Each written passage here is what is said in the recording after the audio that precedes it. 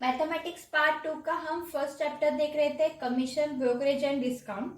उसका एक्सरसाइज 1.2 का मैंने कल question number 1 to question number 7 में जो इम्पोर्टेंट क्वेश्चन थे वो मैंने सॉल्व करके दिखाए थे, लेकिन आपको नोटबुक में पूरी एक्सरसाइज लिखनी है। ओके, तो question number 1 to question number 7 में हमने कल फॉर्मूलेस यूज किए थे।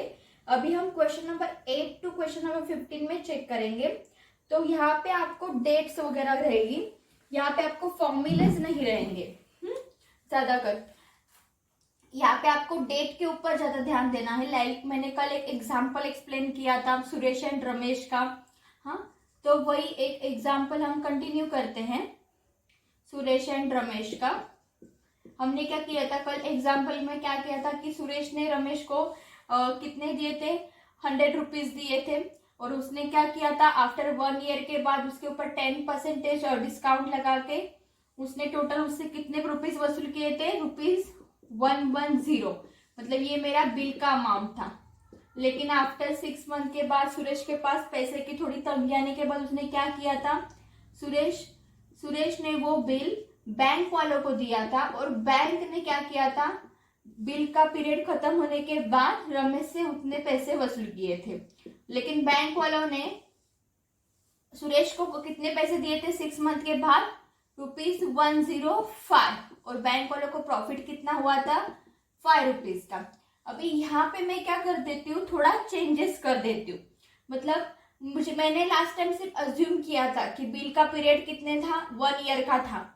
लेकिन मैं यहाँ पे क्या कर देती हूँ, मैं बिल का पीरियड जो है ना वो मेंशन कर देती हूँ। लाइक मैं बिल का पीरियड कितना मंथ का लिख देती हूँ। सपोज मैं बिल ऑफ पीरियड लिख देती हूँ, बिल ऑफ पीरियड 8 मंथ कर देती हूँ, जो मैंने लास्ट टाइम नहीं किया था। तो 8 मंथ के बाद सुरेश क्या करेगा, रमेश के पास जाके क्या करेगा, 110 का बिल दिखा के उतने पैसे वो वसूल कर लेगा। लेकिन उसको बीच में ही क्या हो जाती है, मैंने बोला था कि पैसे का प्रॉब्लम हो जाता है तो वो बैंक के पास जाता है। तो वो बैंक से क्या लेगा, बैंक उसको 105 रुपीज देंगी, और क्या करेगा रमेश, फिर वो रमेश से क्या करेंगे, बिल का जो 8 मंथ का पीरियड खत्म हो जाएगा तब बैंक उससे 110 रुपीज ले लेगी। बस यहाँ पे मैंने क्या कर दिया है, बिल का पीरियड डाल दिया है, जो मैंने लास्ट टाइम नहीं डाला था।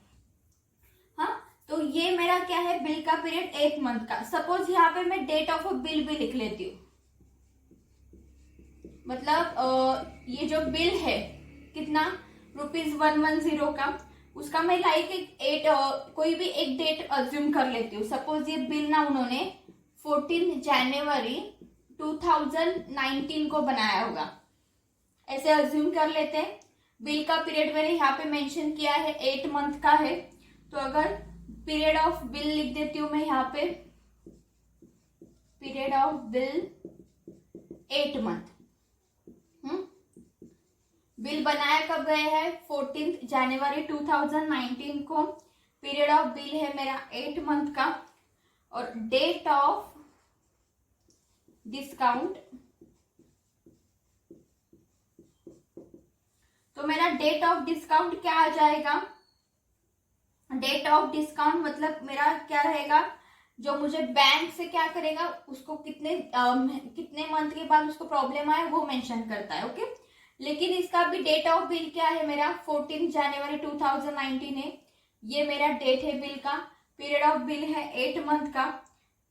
तो मैं क्या करूंगी, जनवरी के बाद 8 मंथ के बाद काउंट करूंगी कि कितने डेज आ रहे हैं, तो वो मेरा हो जाएगा नॉमिनल ड्यू डेट। मैं फिर से एक्सप्लेन कर देती हूँ एक बार। ओके, ये मैं रफ कर देती हूँ। देखो, मेरा बिल ऑफ पीरियड था 8 मंथ का, जो मैंने लास्ट टाइम अज्यूम नहीं किया था, लेकिन मैं इस बार मेंशन कर देती हूँ कि मेरा बिल ऑफ पीरियड है 8 मंथ का। और उन्होंने सुरेश ने बिल कब बनाया है, डेट ऑफ बिल है उसका 14 जनवरी 2019। पीरियड ऑफ बिल है मेरा 8 मंथ का। तो आफ्टर 8 मंथ मतलब 14 जनवरी से मुझे क्या करना है, आफ्टर 8 मंथ आगे जाना है। तो आफ्टर 8 मंथ तो क्या आएगा, जनवरी, फरवरी, मार्च, अप्रैल, मई, जून, जुलाई, अगस्त, सितंबर। 8 मंथ कब आता है? 14 सितंबर 2019। ये मेरा क्या हो जाएगा? Nominal due date. क्या होगा मेरा? Nominal due date. After 8 month जो डेट आ रहा है वो मेरा हो जाएगा नॉमिनल ड्यू डेट। अभी कभी कभी क्या हो जाता है कि उसी टाइम उसको याद नहीं होगा कि अरे हाँ मुझे ना सुरेश को पैसे रिटर्न करने थे लेकिन मुझे याद नहीं, तो वो रमेश क्या बोलेगा कि मुझे और 3 दिन क्या कर दूं, पैसे बढ़ा, मतलब 3 दिन मुझे और एक 3 दिन की मुद्दत दे दे, फिर उसके बाद मैं तुझे क्या कर दूंगा? पैसे रिटर्न कर दूंगा। तो आफ्टर 3 डेज के बाद डेट कौन सा आएगा हमारा? 14, 15, 15, 16 एंड 17 सितंबर 2019। तो आफ्टर 3 डेज के बाद जो डेट आएगी उसको हम बोलेंगे legal due date. Legal due date मतलब 8 मंथ के बाद जो डेट आ रही थी उसे हम बोल रहे थे नॉमिनल ड्यू डेट, और हमने जो उसको 3 दिन बढ़ा के दिए उसके बाद जो डेट आ रही है उसे हम बोल रहे हैं लीगल ड्यू डेट। लेकिन जो बैंक ने जो डिस्काउंट देके उसको दिया था, कब दिया था? 105 जो ये रुपीस दिए थे उसको, उसकी डेट क्या रहेगी? Date of discount. जो बैंक की डेट रहेगी ना, आपको जो क्वेश्चन में मेंशन की होगी वो रहेगी डेट ऑफ डिस्काउंट। अभी यहाँ पे हमें क्वेश्चन हमने तो अज्यूम कर लिया है, तो सपोज मैं बैंक की डेट क्या कर लेती हूँ कि 8 अगस्त 2019 को उसने क्या किए होंगे बैंक से, वो उसने 105 रुपीज ले लिए होंगे। तो ये 105 रुपीज सुरेश ने ले लिए, तो उसको हम क्या बोलते हैं? जो बैंक वाले पैसे उसको देंगे उसको हम बोलेंगे कैश वैल्यू। कैश वैल्यू कितनी है उसकी? ₹105। तो आपको बैंक की डेट ऑलरेडी क्वेश्चन में मेंशन की होगी, यहाँ पे हमने अज्यूम कर लिए कि ये डेट को उसने क्या किए होंगे? बैंक से ₹105 ले लिए होंगे। तो यहाँ पे डेट ऑफ बिल, जो आपका डेट ऑफ बिल है, वहां से जो लीगल ड्यू डेट यहां तक जो आता है पीरियड पूरा, वो क्या रहेगा? आपका पीरियड ऑफ बिल रहेगा। क्या रहेगा? Period of bill.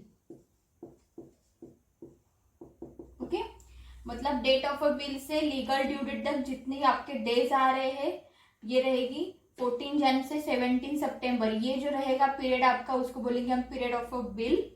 और नेक्स्ट हम जो बैंक का जो डेट रहता है ना, वहां से जो लीगल ड्यू डेट तक जो पीरियड रहता है उसे हम बोलते हैं स्मॉल एन से डिनोट करते हैं। क्या करते हैं? स्मॉल एन से, number of period, small n. तो देखो यहाँ पे मैंने क्या किया, पहले उसको मैंने बिल का जो डेट था वो मेंशन किया। डेट ऑफ बिल है मेरा 14 जनवरी 2019। मेरे कितने मंथ का हमने बनाया है बिल? 8 मंथ का बनाया है। तो 14 जैन से 8 मंथ आगे काउंट करो, फिर जैन के बाद क्या? फेब, मार्च, अप्रैल, मई, जून, जुलाई, अगस्त, सितंबर। सितंबर 8 मंथ हो गए, तो 14 सितंबर 2019। तो वो मेरा डेट क्या हो जाएगा? Nominal due date. अभी कभी कभी क्या होता है उसके पास उसी टाइम पैसे नहीं रहते, तो हम 3 डेज बढ़ा के देते हैं। तो एक्स्ट्रा 3 डेज देने के बाद कौन सा डेट आ रहा है? 17 सितंबर 2019। वो हो जाएगा मेरा लीगल ड्यू डेट। और जो जिस दिन उसने बैंक से पैसे ले लिए, हाँ, उसको हम बोलेंगे डेट ऑफ डिस्काउंट। जो बैंक का जो डेट रहेगा वो, तो उसको हमने अज्यूम कर लिया 8 अगस्त 2019। और कितना अमाउंट उसने बैंक से ले लिया था? बैंक ने उसको दे दिया था ₹105। तो वो रहेगी हमारी कैश वैल्यू। इजी है ये, बस ये आप याद रख लेना। तो इसके ऊपर हम नेक्स्ट क्वेश्चन देख लेते हैं।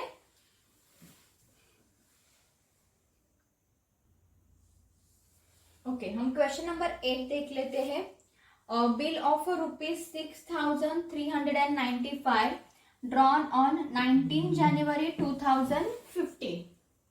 ओके, मतलब बिल की वैल्यू कितनी है? 6,395। मतलब फेस वैल्यू हमारी क्या रहेगी? Face value is equal to ₹6,395। Okay, draw on 19 जनवरी 2050, मतलब डेट ऑफ ड्रॉ मतलब डेट ऑफ अ बिल क्या रहेगा हमारा, डेट ऑफ ड्रॉ नहीं तो date of a bill,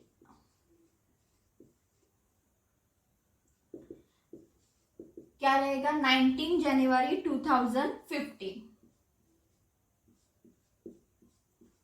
2050. Okay. Next, for 8 months was discounted on 28 February 2050. मतलब पीरियड ऑफ अ बिल कितना दिया है उन्होंने, 8 month. Period of a bill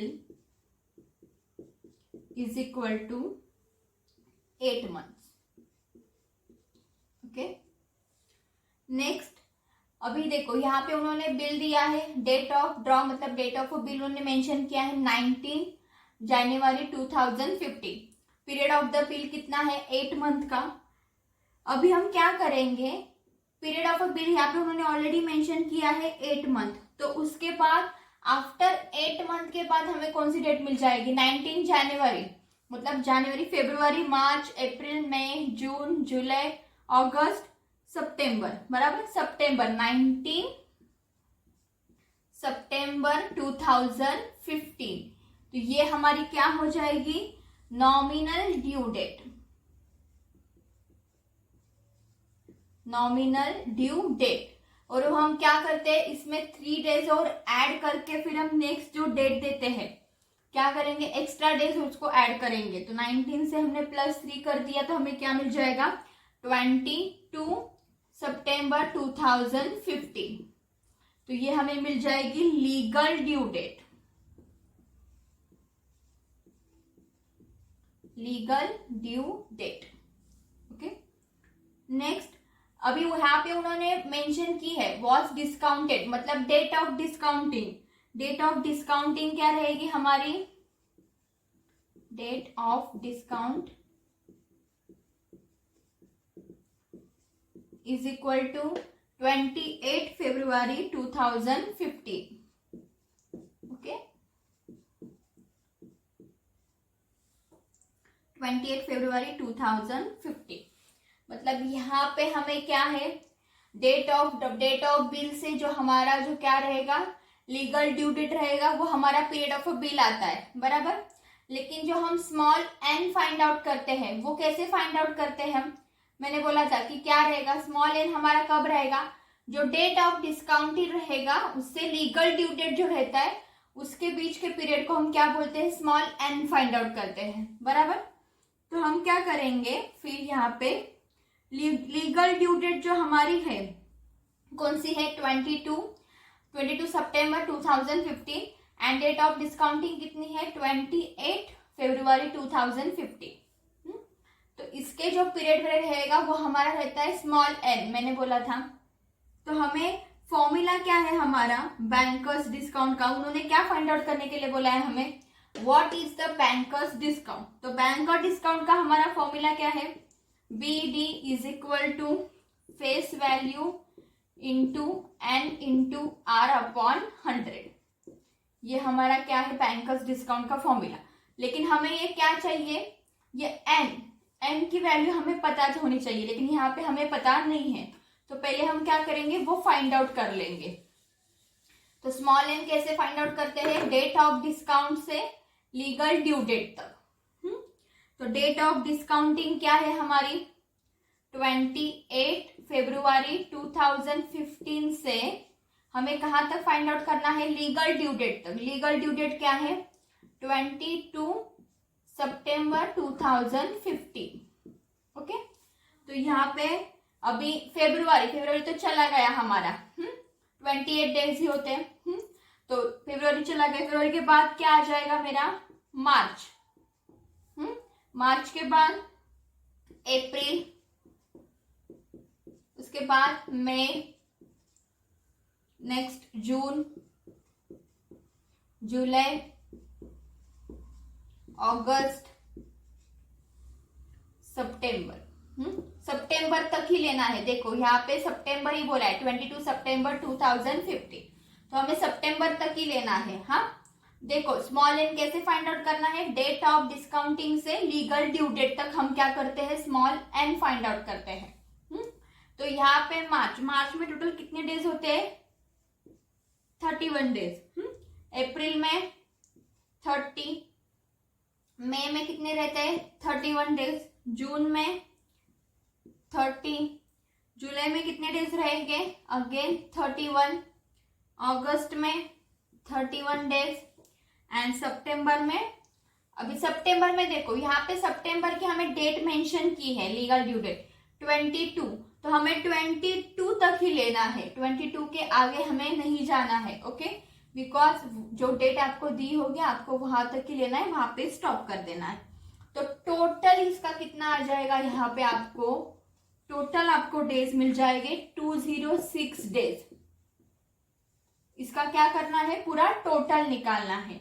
तो टोटल आपको क्या मिल जाएगा, 206 डेज। अभी आप क्या कर सकते हो, अभी आप बैंकर्स डिस्काउंट फाइंड आउट कर सकते हो। तो यहाँ पे banker's discount is equal to, क्या था हमारा formula, face value into N into R upon 100 is equal to, face value कितनी है हमारी 6395, 6395 इंटू एन, एन हमने अभी जस्ट फाइंड आउट किया है, क्या है हमारा एन 206।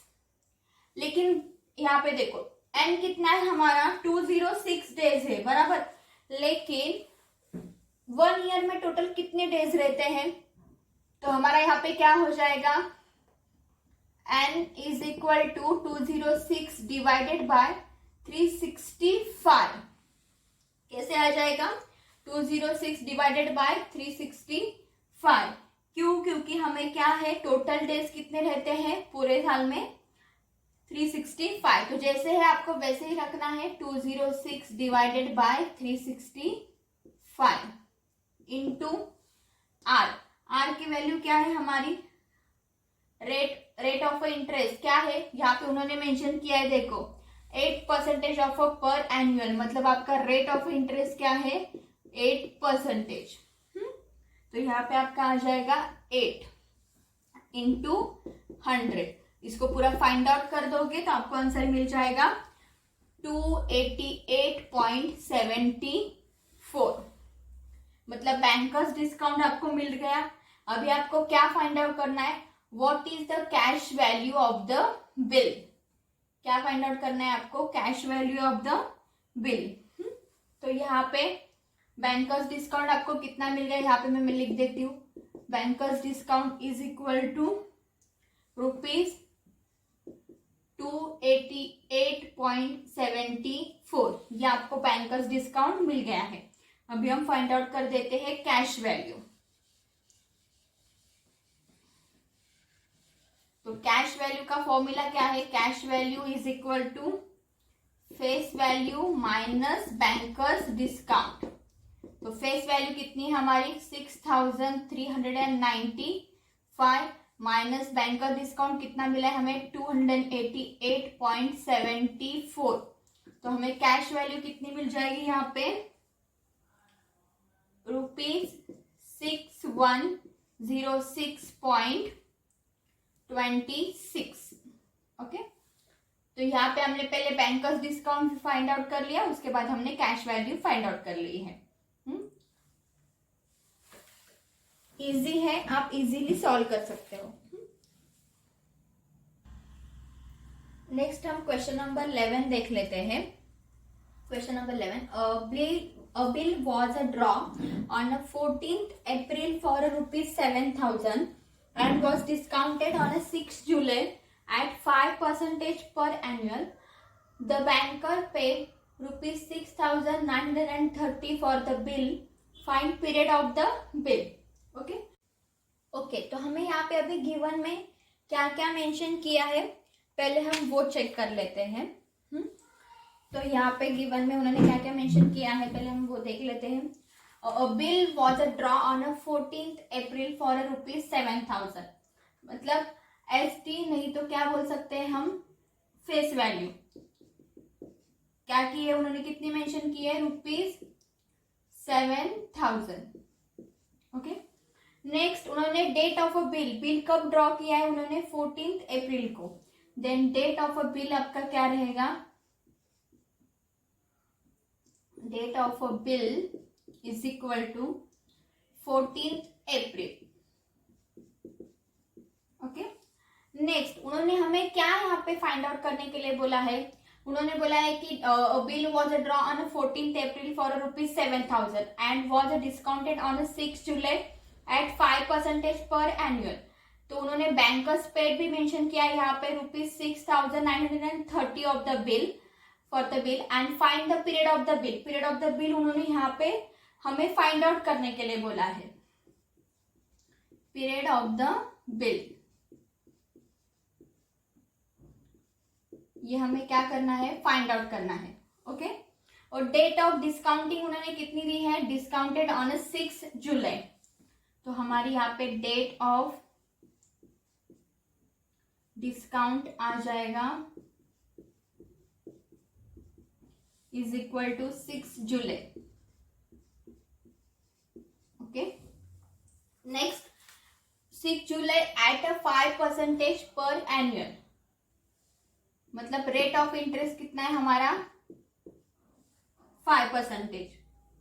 द बैंकर्स पेड ₹6,930, मतलब हमारी कैश वैल्यू कितनी रहेगी ₹6,930। मतलब जो बैंकर्स जो हमें पे करते हैं अमाउंट उसे हम क्या बोलते हैं, कैश वैल्यू। तो कैश वैल्यू कितनी रहेगी हमारी ₹6,930।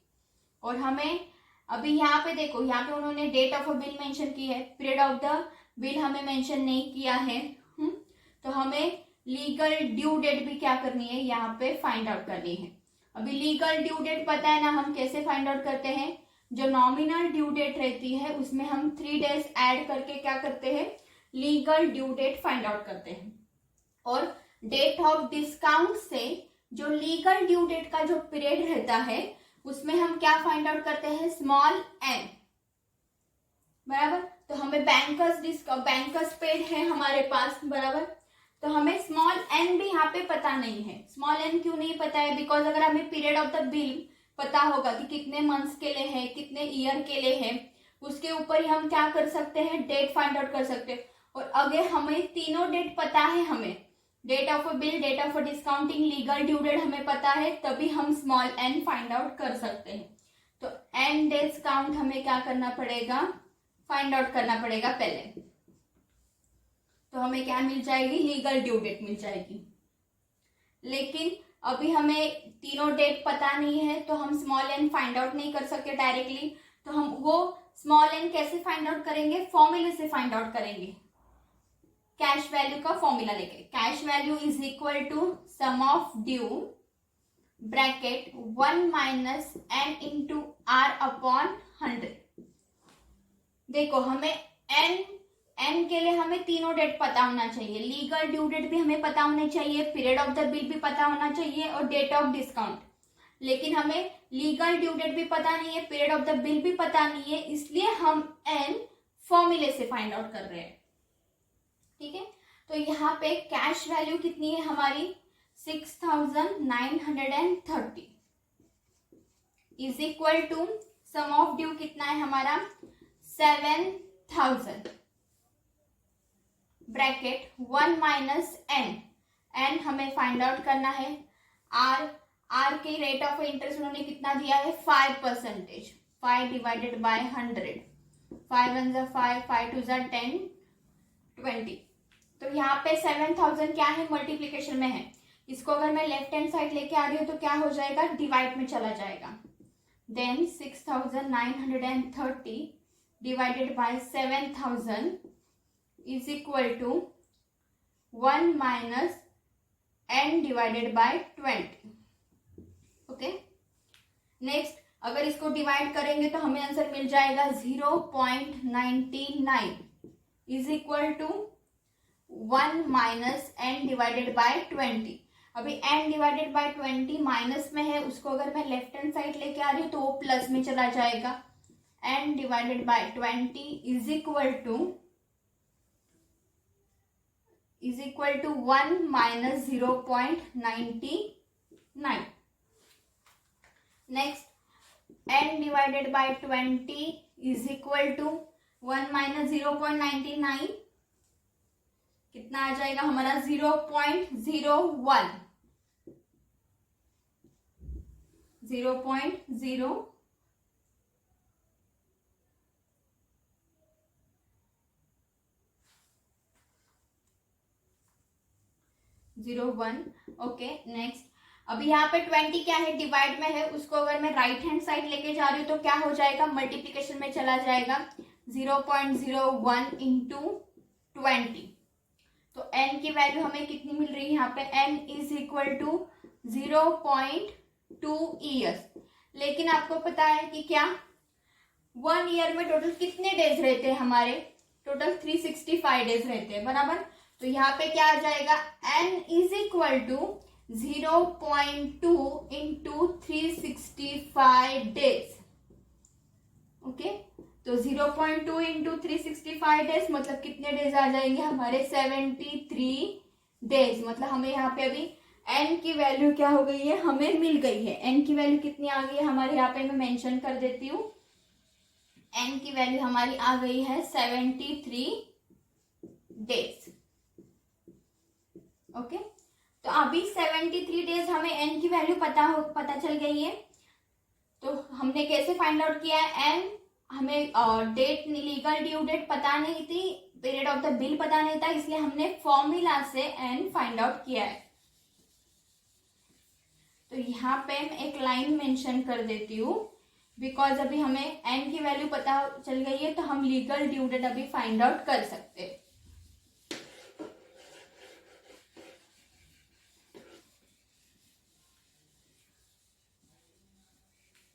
ओके.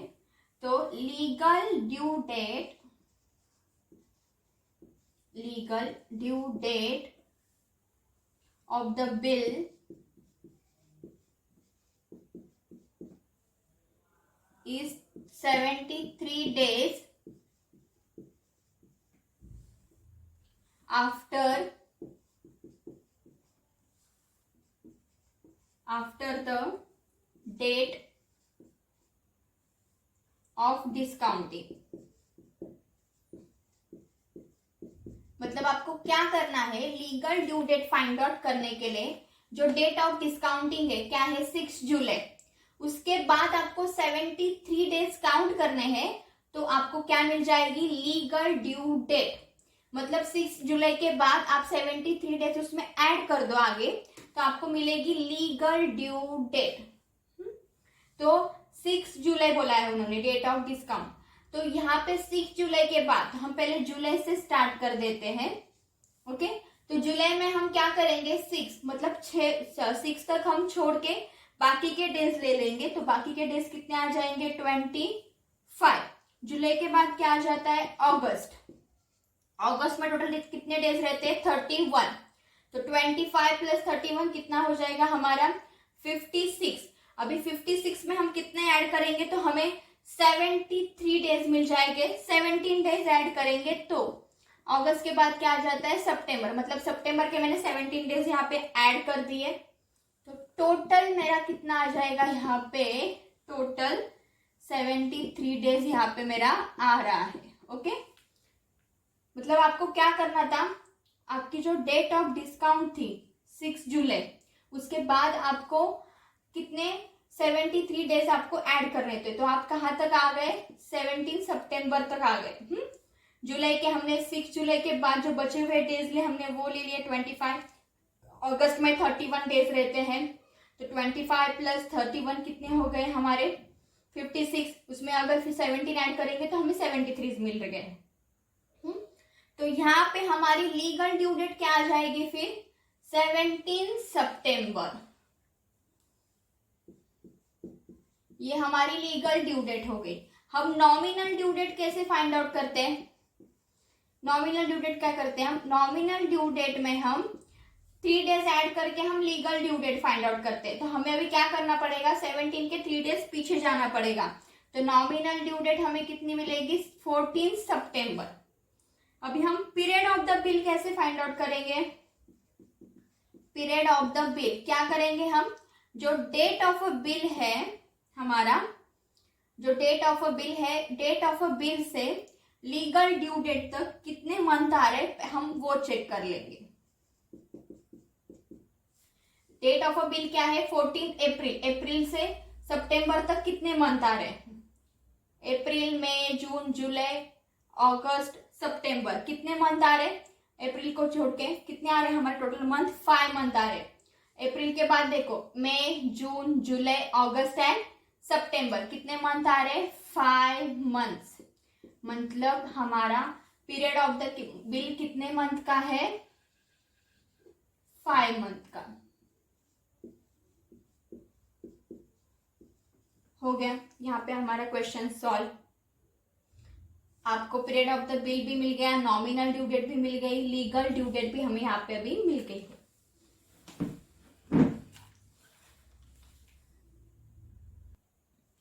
एक लास्ट क्वेश्चन हम देख लेते हैं, क्वेश्चन नंबर 14।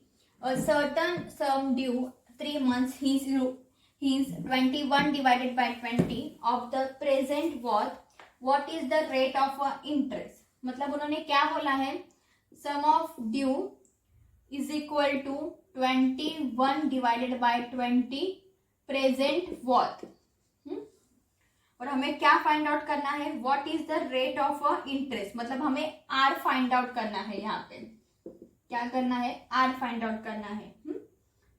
तो यहाँ पे हम क्या कर लेते हैं, सम ऑफ ड्यू का फॉर्मूला पहले यूज कर लेते हैं, बिकॉज उन्होंने क्या बोला है, a certain sum due 3 months, हाँ, hence is a 21 divide by 20 of the present worth, 21 divide by 20 present worth.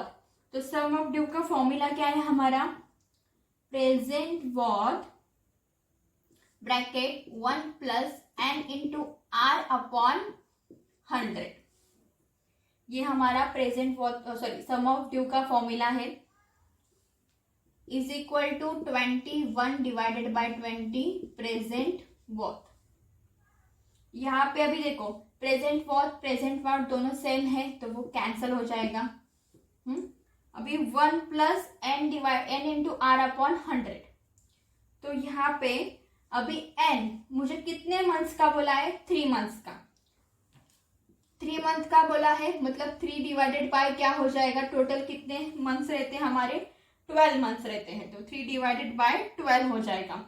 तो यहाँ पे मैं लिख देती हूँ 1 plus 3 divided by 12 into R, हमें फाइंड आउट करना है, R divided by 100 is equal to 21 divide by 20।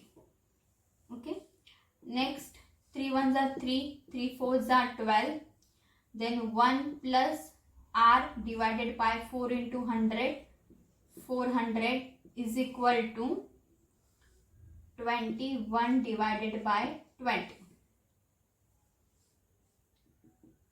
अभी यहाँ पे हम क्या कर लेंगे, 21 डिवाइड बाय 20, अभी यहाँ पे 1 क्या है हमारा प्लस में है, वहां पे जाके क्या हो जाएगा minus, r divided by 400 is equal to 21 divided by 20 minus 1, okay, then r divided by 400 is equal to 20 into 1 20, 21 minus 20 divided by 20,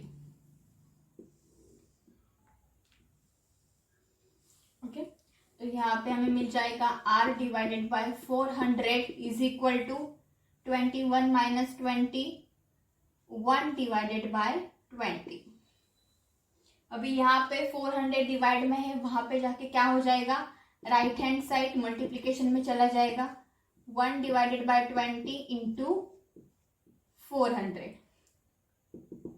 0 0 get cancel, 2 1s are 2, 2 2s are 4, 0, 20 into 1 कितना आ जाएगा 20%। तो हमें आर की वैल्यू कितनी मिल गई है 20%।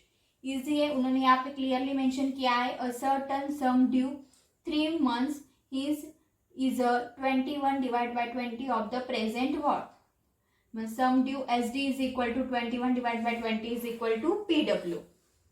और हमें सिर्फ क्या किया, मैंने यहाँ पे सम ऑफ ड्यू का फॉर्मूला ऐड करके पीडब्ल्यू कैंसिल करके मैंने रेट ऑफ इंटरेस्ट आर यहाँ पे फाइंड आउट कर लिया है। यहाँ पे हमारा एक्सरसाइज 1.2 खत्म होता है। मैंने सिर्फ इंपॉर्टेंट क्वेश्चन ले लिए हैं, आपको पूरी एक्सरसाइज नोटबुक में लिखनी है। Okay bye.